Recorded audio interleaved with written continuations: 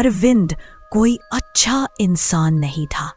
उसने चोरी की, झूठ बोला और धोखा दिया, बस अपनी जिंदगी को आगे बढ़ाने के लिए। लेकिन वही पाप उसकी मौत का कारण बने। अब वह जेल की कोठरी में बैठा डायरी में लिखते हुए प्रायश्चित करने की कोशिश करता था। उस रात अरविंद अपने दोस्तों के साथ नशे में धुत होकर मस्ती करने निकला। वे लोग हंसते गाते उसके पड़ोसी की गाड़ी चुराकर निकल पड़े। पुलिस पीछे लगी और अरविंद ने बेवकूफ़ी में भागने का फैसला किया। तेज रफ्तार में गाड़ी बेकाबू हुई और सामने से आ रही एक एसयूवी से टकरा गई। पल भर में मौत का सन्नाटा छा गया। अरविंद ने खुद को एक सफेद कमरे में पाया। सामने एक बड़ा सा डाइनिंग टेबल था जिस पर सड़ा गला कच्चा मांस पड़ा था। मक्खियां और कीड़े उन पर रेंग रहे थे। टेबल के दूसरी ओर एक औरत बैठी थी।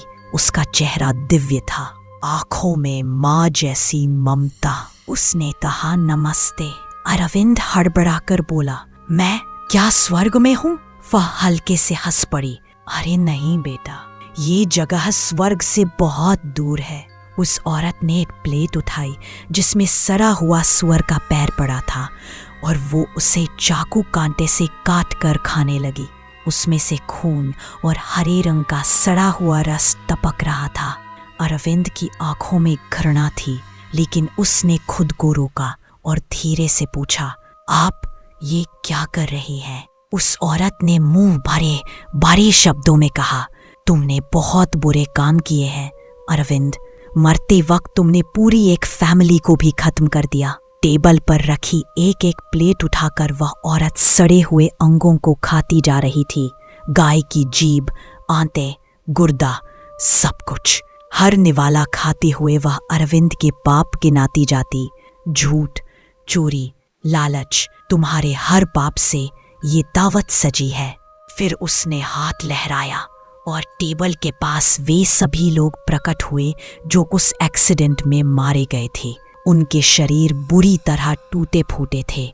उसके दोस्त और वह मासूम परिवार। वो औरत मुस्कुराई और बोली, हाँ तुम वापस जाओगे, लेकिन इस दावत का स्वाद भूलना मत।